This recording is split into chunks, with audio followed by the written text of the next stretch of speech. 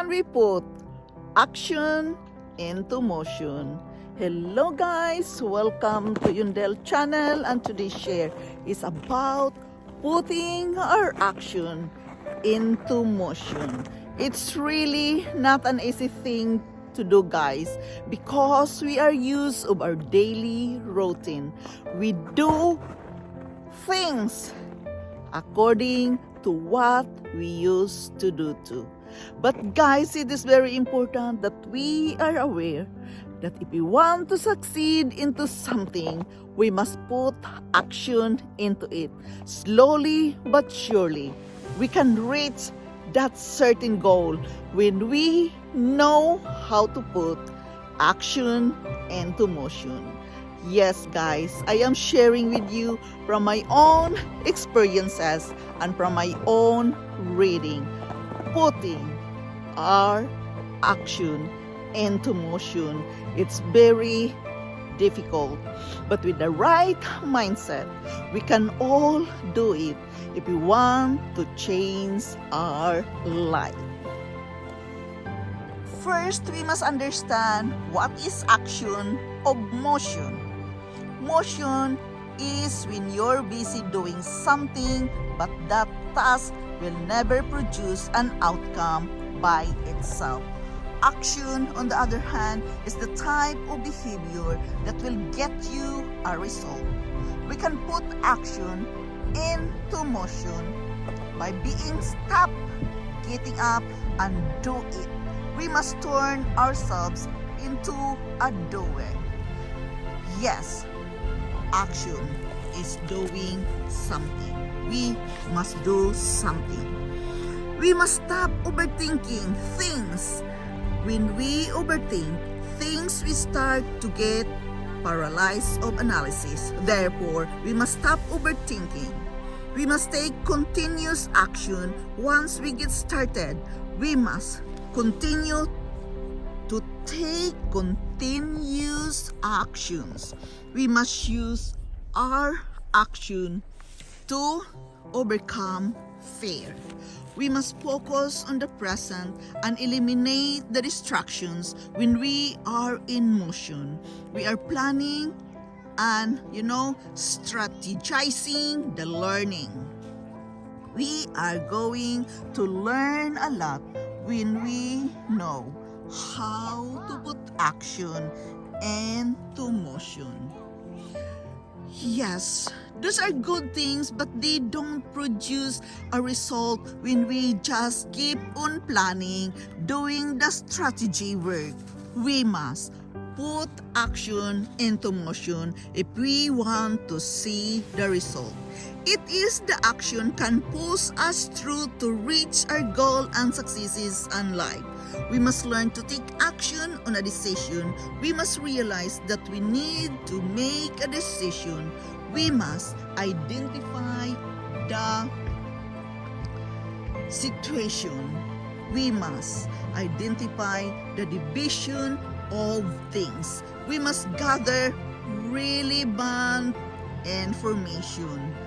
We must identify the alternatives. We must learn to weigh the evidence and choose among the alternatives. Begin to take actions, and we must review our decisions and its consequences. We must acknowledge that action is the type of behavior that we will deliver, that it will deliver an outcome. Yes, be aware about that. How can we put action into motion? We must turn our habits to work out. We must turn our habits to dreams into reality. By knowing the things is not enough, we must apply it and don't wait. We must get our day off to a great start of doing the most important thing. We must take the responsibility of our actions and the process. We must accept that there is an effort. Mindset is required when we are putting our actions into motions. We must take responsibility no matter what. Take the responsibility what is going on right now with your life. We must always stay focused often, and we must remind ourselves often to stay in focus. On the other hand, it comes easier when we can invite God to help us to put action into motion. Again, I am here again sharing with you some thoughts that it is very important that we can practice the power of prayer and the power of meditation to set our action into motion. We must ask God to guide us every day, to lead us what He wants us to do. We are nothing without the strength of God. This is just a reminder, guys, from the biblical side of the situation. We cannot do anything without the blessing of God. So putting action into motion, we must invite God to help us to put action into motion, as He said in the scripture in the book of Psalms 56:9, that says that every day I call for help, the tide of battle storms, my enemies flee. This is one thing I know, that God is for me. Yes, God is for you. God is with you all the time. We must just be mindful enough to invite Him in our daily activities, in our daily life, putting action into motion. Let God lead your way. Let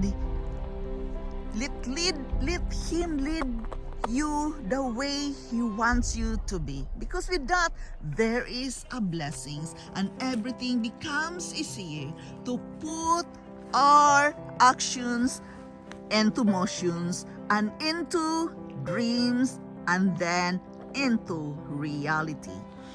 Guys, putting action into motion is a work and effort which we are going to start from our mindset. It is a mindset work.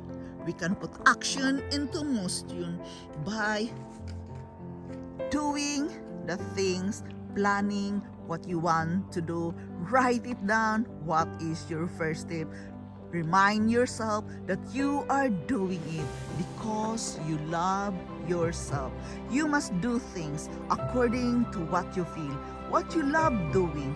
You have to consider your feelings and emotions on it, respecting yourself that you are doing it for your own sake and not for others. Again, remember to invite God in every plans you are taking in this life journey. How can we put action into motion? For me, guys, in my own experience, I prepare to say that I always nail down for a word of prayer and do reading the scripture, asking God to lead me His way. Writing it down, journaling is very important.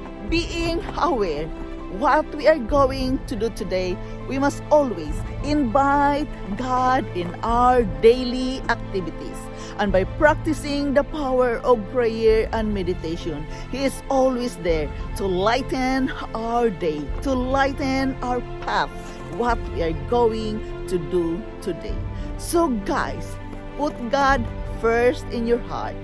Let Him manage your life, asking Him daily to guide you.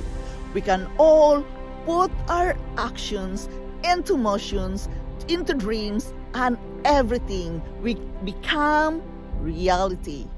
Everything, believe me guys, everything, well, it comes to reality. It will become in reality. Why? Because God has power in it when we can trust everything onto Him. So again, guys, this is Yundel. Thank you so much for listening. Thank you so much for being here in my channel today. I am forever grateful to each and every one of you joining here in my life journey.